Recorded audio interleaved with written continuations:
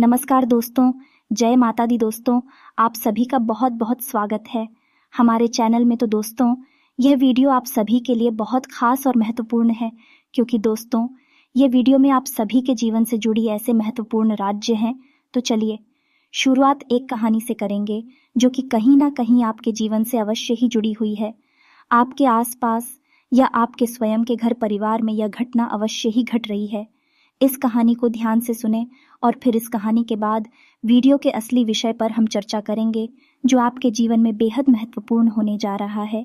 तो मित्रों, वीडियो को ध्यान से देखें, शुरू से लेकर अंत तक देखें। बड़ी मेहनत से आपके लिए वीडियो तैयार किया गया है। यदि आप इस वीडियो को पूरा देख लेंगे तो हमारी मेहनत सफल हो जाएगी और हमारी माता दुर्गा के लिए की जाने वाली पूजा आराधना भी सफल मानी जाएगी। तो मित्रों, माता दुर्गा का नाम लिखकर वीडियो को शुरुआत करते हैं।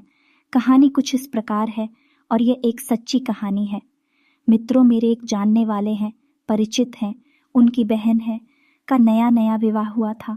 शादी हुई थी तो उनका प्रोग्राम बन गया कि शिव मंदिर चलते हैं, शिव जी के दर्शन करेंगे, और एक अच्छा प्रोग्राम था, कोई इसमें बुराई नहीं थी। तो जब पूरा परिवार दर्शन करके वापस आया तो अचानक ही कुछ समय के बाद सब कुछ बदल गया। कुछ समय तो सब कुछ शांत रहा, लेकिन कुछ समय के बाद सब कुछ बदलना शुरू हो गया। उनके घर परिवार में अजीबोगरीब घटनाएं होनी शुरू हो गईं और उससे सिंह का, जिसका नया नया विवाह हुआ था, उसका स्वभाव पूर्ण रूप से बदलना शुरू हो गया। यानी कि पहले जहां उसका स्वभाव बिल्कुल शांत था, प्रेमी था, लोगों से, अपने परिवार से, सबसे प्रेम करने का था, वहीं अब अपने परिवारजनों से सख्त नफरत पैदा होने लगी। एकांत पसंद होने लगा, लोगों से बात करना उसे पसंद नहीं था। फिर स्थिति बिगड़ने शुरू हुई। धीरे धीरे घर के सामान को फेंक देना, भोजन को बड़े ही बुरी तरह से खाना, यानी कि जैसे लोग सामान्य तौर पर खाना खाते हैं वैसे नहीं, बढ़ाई छिन्न भिन्न करके भोजन को खाना जिन्होंने अंदाज में, और सामान को इधर उधर फेंक ना, लोगों को बुरा भला कहना। और फिर स्थिति जब बहुत ज़्यादा बिगड़ गई तो इस हद तक पहुंच गई कि घर से ही भाग जाना, यानी कि वह स्त्री घर से ही भाग जाया करती थी। तो अब यही स्थिति जब हो गई तो घर वाले बहुत परेशान हुए बेचारे। उनको तो कुछ पता ही नहीं था कि क्या हो रहा है। फिर उन्होंने जब संपर्क करना शुरू किया जाने वाले लोगों से, प्रकार की स्थितियों से जुड़े रहते थे, तो उनको फिर किसी ने सलाह दी और महिला के ऊपर प्रक्रिया शुरू की गई, तांत्रिक क्रियाएं शुरू की गईं। और बाद में जब उस दुष्ट आत्मा ने, जो उसके ऊपर हावी हो चुकी थी, उसने बोलना शुरू किया तो सभी को चकित रह गए। जी, हमें तो यह एक ऐसी घटना थी जिसके बारे में किसी को अनुमान नहीं था। तो उसने बताया कि वह हजारों साल से भटकती हुई एक आत्मा है, जिसे अब तक किसी भी प्रकार का सुख प्राप्त नहीं हुआ है। उसे अब सारे सुख चाहिए, और यह एक ऐसी स्त्री है जिसके माध्यम से वे सारी सुख अपने भागेगा।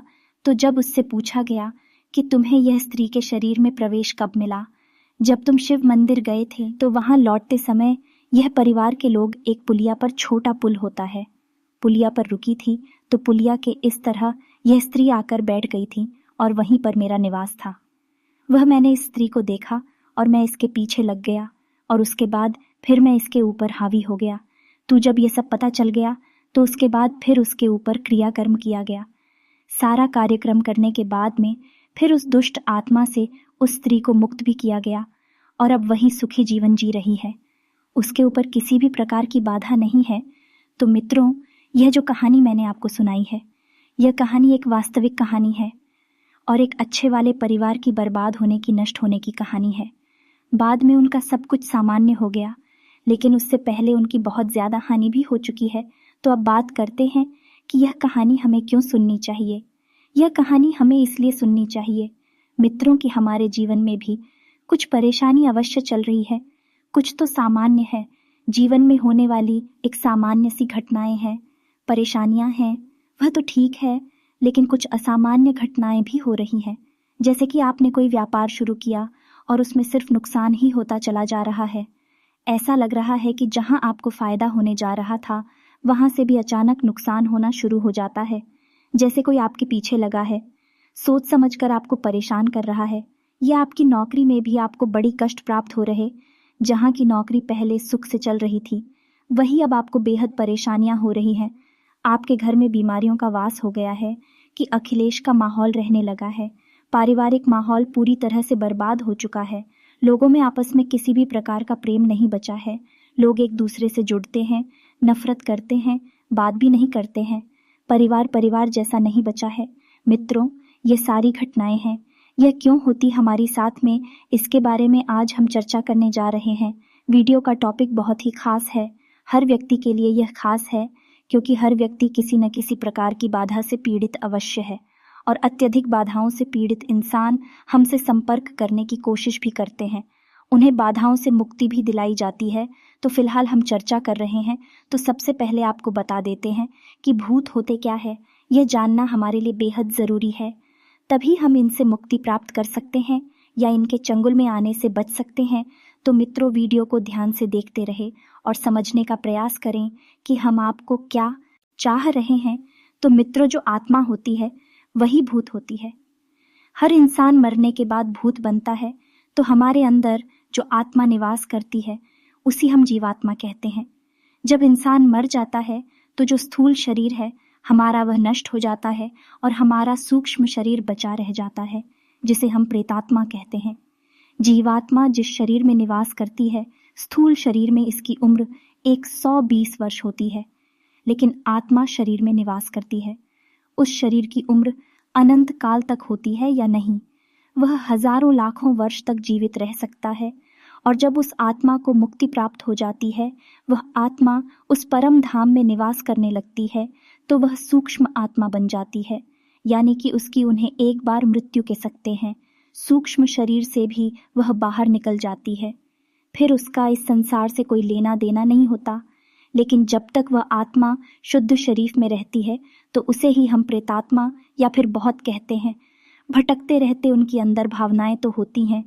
उनके अंदर तमाम प्रकार के राग, द्वेष, क्रोध, भूख, प्यास, संभोग सुख की भावनाएं, इच्छाएं, बांसना ही लोग सब कुछ होता है। लेकिन उनके पास तू शरीर नहीं होता है, तो हम उन्हें देख नहीं पाते हैं। अभी वायु से बने हुए होते हैं। जी हम मित्रों, आयुर्वेद के अनुसार है। ये शरीर जो होता है, जिसे हम स्वयं शरीर कहते हैं, ये 17 तत्वों से मिलकर बना होता है। हमारे ऋषि मुनियों ने इस विषय पर गहरी शोध किए हैं, गहरे विचार किए हैं। फिर उन्होंने ग्रंथों में इस जानकारी को हमें संरक्षित करके दिया है। कुछ भूत होते हैं जो अपनी इस शरीर की ताकत को समझ लेते हैं और उसे उपयोग करना जानते हैं, और कुछ ऐसे होते हैं जो अपने इस शरीर की ताकत को नहीं समझ पाते। इसे आप ऐसे भी समझ सकते हैं जैसे कि हमारी स्थूल शरीर में भी बहुत शक्ति होती है, लेकिन उस शक्ति का इस्तेमाल करना कुछ लोग जानते हैं। जैसे कुछ पहलवान टाइप के लोग होते हैं जो कि अपनी शक्ति को बढ़ा लेते हैं, कई गुना बढ़ा लेते सामान्य इंसान से। और कुछ ऐसी होती है जो सामान्य जीवन जीते रहते हैं, अपनी दैनिक दिनचर्या को पूरा करने के लिए ही अपने शरीर का उपयोग करते रहते हैं।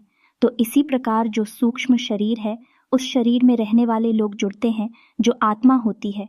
जब उस शरीर की ताकत को पहचान जाते हैं तो फिर हुए उपद्रव मचाना शुरू करते हैं, अपनी इच्छाओं की पूर्ति करना शुरू करते हैं। ऐसा कहा जाता है कि जब कोई सूचना आत्मा या यूं कहें कि भूत अपनी स्पर्श की ताकत को पहचान जाता है, यानी कि वह अपनी छूने का एहसास करा सकता है, अपने होने का एहसास करा सकता है, तो उसके अंदर इतनी ज़्यादा प्रचंड शक्ति होती है कि वह किसी शक्तिशाली पेड़ को भी, बड़ी से बड़ी पीड़ा को भी क्षण भर में उखाड़ कर फेंक सकता है। यह होती है किसी भूत की शक्ति। यह हमारी स्थूल शरीर से हजारों गुना ज्यादा होती है। भूत के अंदर शक्ति बहुत होती है, लेकिन उस शक्ति की पहचान नहीं होती है। जब वह पहचान कर लेता है तो वह फिर अपनी शक्ति के माध्यम से अपनी इच्छाओं की पूर्ति करना शुरू कर देता है।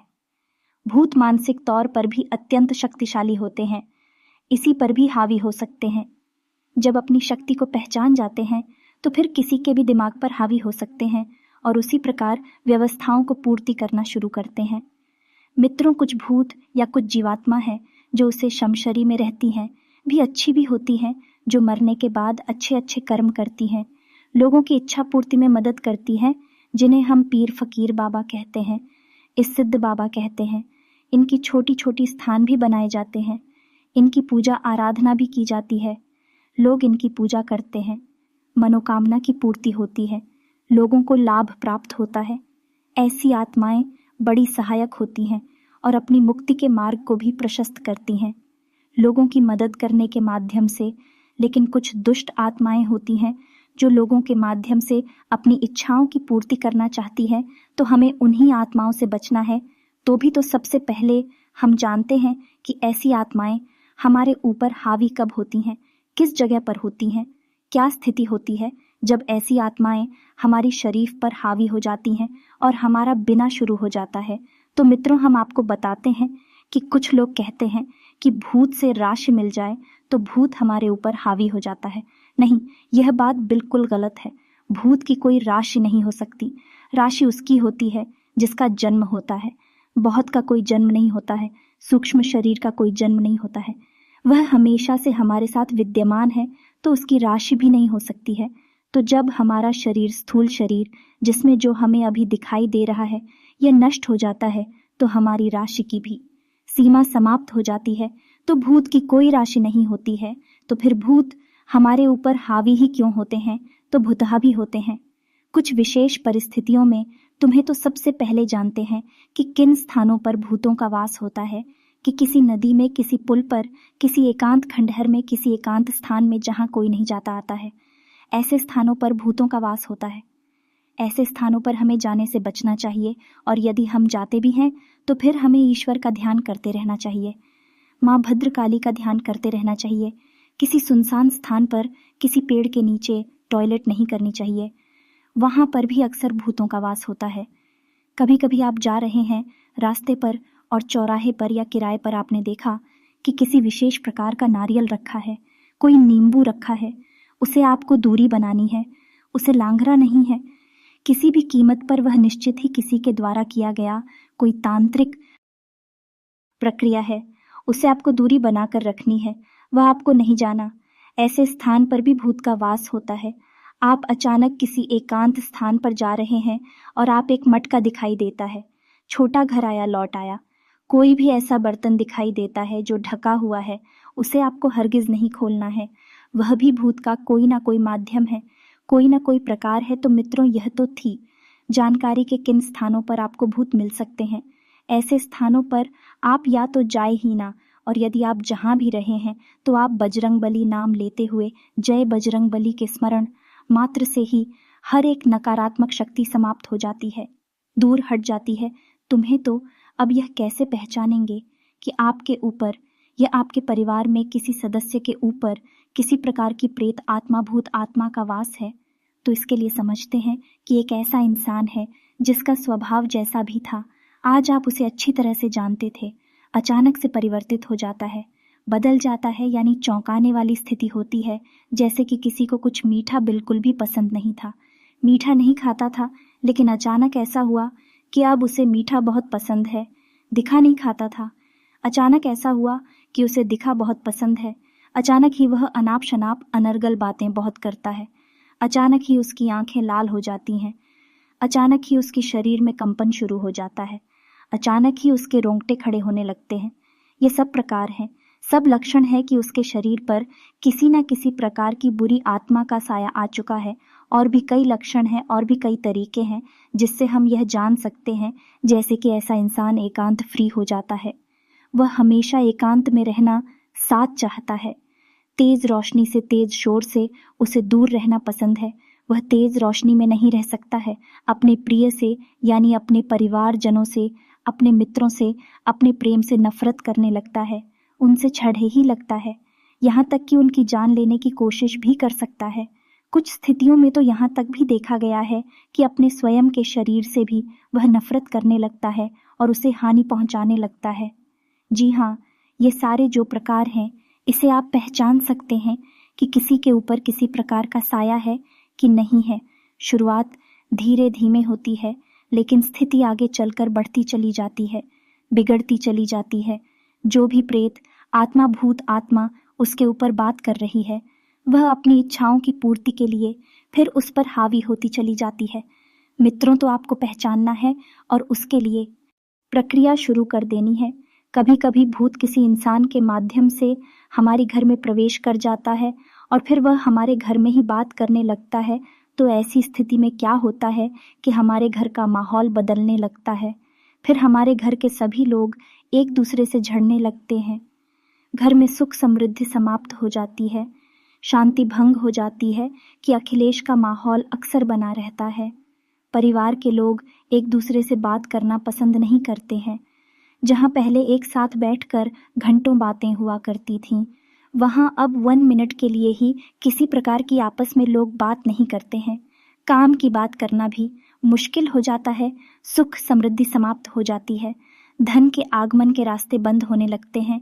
एक एक करके आमदनी के स्रोत कम होने लगते हैं या समाप्त होने लगते हैं। घर में दरिद्रता का वास हो जाता है। देवी देवताओं की पूजा होना बंद हो जाती है। घर में लगाए गए पौधे, हरी भरी पौधे सूखने शुरू हो जाते हैं और सबसे पहले घर की तुलसी सूख जाती है। घर में आप किसी भी प्रकार की पूजा पाठ नहीं कर सकते हैं।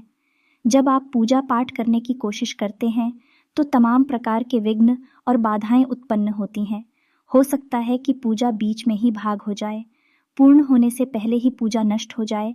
तो मित्रों, यह तो की जानकारी के यहाँ परिवार पर किसी प्रकार का साया है या हमारे ऊपर किसी प्रकार का साया है, परिवार के किसी व्यक्ति के ऊपर साया है। इस सब को कैसे पहचाने की याद रखना है कि हमेशा ऐसा नहीं होता है कि हमारे ऊपर किसी ने, हमारे परिवार के ऊपर किसी ने इसी प्रकार की जीव आत्मा, भूत आत्मा को छोड़ रखा है, मृत आत्मा को छोड़ रखा है। ऐसा ज़रूरी नहीं है। प्रीत आत्मा स्वयं ही हमारे शरीर को चुन सकती है, हमारे घर को चल सकती है। किसी ने किया नहीं है तब भी, क्योंकि बहुत से लोग ऐसा कहते हैं कि हमारी तो किसी से दुश्मनी ही नहीं है, हम तो इतने अमीर भी नहीं हैं, रईस भी नहीं, हमारा तो बड़ा ही सामान्य सजीवन है। फिर लोग हमसे क्यों जुड़ेंगे? लोग हमारे ऊपर तांत्रिक क्रिया क्यों करेंगे? हमारी तो किसी से दुश्मनी नहीं, हमारा तो सबसे प्रेम मिलाप है। अच्छा है, रिश्ता नाता बढ़िया चल रहा है। तो मित्रों, ऐसी स्थिति ज़रूरी नहीं है कि किसी ने आपके ऊपर बनाई हो। भूत स्वयं ही आपके घर में प्रवेश कर सकता है। भूत स्वयं ही आपके परिवार के किसी सदस्य पर हावी हो सकता है। जी हमें चुप है, उसकी स्वयं की इच्छा भी हो सकती है। तो मित्रों, अब आप खुद ही समझ जाइए कि क्या आपके परिवार में ऐसी स्थिति चल रही है। बेरोजगारी बढ़ रही है। जो कि योग युवा है, उनकी ना तो रोजगार प्राप्त हो पा रहा है, ना ही विवाह हो पा रहा है। घर के लोगों की बुद्धि भ्रष्ट हो चुकी है, काम में मन नहीं लगता है।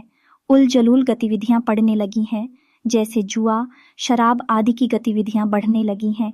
व्यसन बढ़ने लगे हैं, माहौल खराब होने लगा है। यदि ऐसा कुछ आपके साथ हो रहा है तो निश्चित ही आपके घर में किसी प्रकार की बुरी आत्मा का साया है। अब इस स्थिति में आपको क्या करना है, तो आपके लिए हम बता रहे हैं कुछ भी हदीस शक्तिशाली और बहुत ही सरल उपाय। जी हाँ मित्र, कुछ लोग कहते हैं कि अगर आपको लगे किसी के ऊपर भूत का साया है तो उसे रुद्राक्ष पहना दीजिए, कोई फर्क नहीं पड़ेगा। मित्रों, आप उसे रुद्राक्ष पहना देंगे क्योंकि रुद्राक्ष स्वयं भगवान भोलेनाथ का प्रतीक है और भगवान भोलेनाथ की शरण में सभी रहते हैं, चाहे भूत हो, पिशाच हो, चुड़ैल डायन हो, इंसान हो। जी वह सभी रहते हैं। तो भगवान भोलेनाथ को इससे कोई परेशानी नहीं होगी कि आपके घर में भूत रहता है कि नहीं रहता है। तो अब आपको भूत से मुक्ति कैसे प्राप्त होगी? जी, हमें तो आपको पता चल गया कि आपके परिवार में, आपके घर में भूत है, कोई प्रेत आत्मा है। अब उससे मुक्ति आपको कैसे प्राप्त होगी? इस संसार में केवल 2 ही ऐसी प्रचंड शक्ति हैं जो आपको किसी भी दुरात्मा से मुक्ति दिला सकती है। पहली शक्ति है बजरंगबली की या स्वयं काली माता। मित्रों, याद रखना है, माता का जो विनाशकारी प्रचंड स्वरूप है उसे काली कहा जाता है, और माता का जो शाम्य और सरल स्वरूप है, जो जीवनदायी है, उसे भद्रकाली का है। दोनों ही माता और दूसरी शक्ति है। हनुमान जी, तुम इस वीडियो में हम माता भद्रकाली की ही बात करेंगे। तो आपको करना यह है कि अपने पूजा घर में एक नारियल को स्थापित करना है और उसे लाल पूरी कपड़े में लपेटना है और 7 बार उसके आसपास कलाभी को लपेटना है और उसे अन्य के ऊपर स्थापित करना है। यानी कि आप थोड़ा सा गेहूं रखें और उसके ऊपर उस नारियल को स्थापित करने और उस नारियल को स्वयं माता भद्रकाली के स्वरूप में स्थापित करें। माता का आवाहन करें कि माता आइए, हमारे घर में आपका स्वागत है, और नृत्य उस नारियल की पूजा करनी है। ऐसा आपको 21 दिनों तक करना है और उसके बाद आपको उस दुरात्मा से मुक्ति प्राप्त हो जाएगी। कुछ दिनों में आपके घर में अच्छी घटनाएं घटना शुरू हो जाएंगे। उस दुरात्मा का आपके ऊपर, आपके घर के ऊपर जो भी प्रभाव है वह धीरे धीरे कम होना शुरू हो जाएगा। तो यह तो थी एक प्रक्रिया जो आपको करनी है।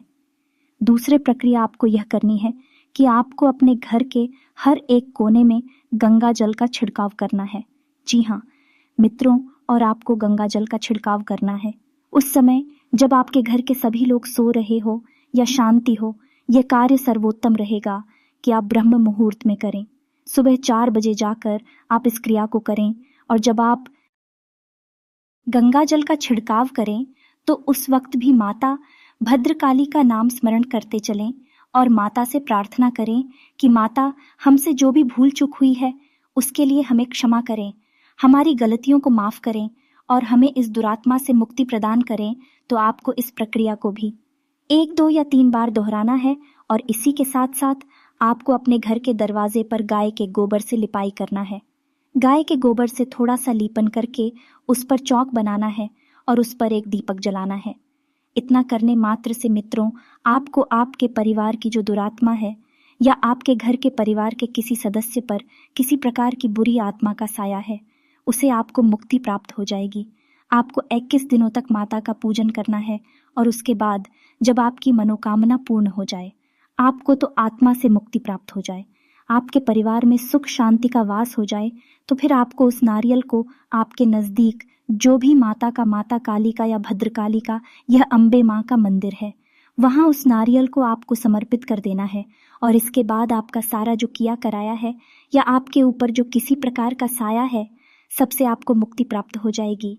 फिर हम आपसे यह कहेंगे कि आपको अपने घर में माता भद्रकाली की एक मूर्ति भी स्थापित कर लेनी चाहिए।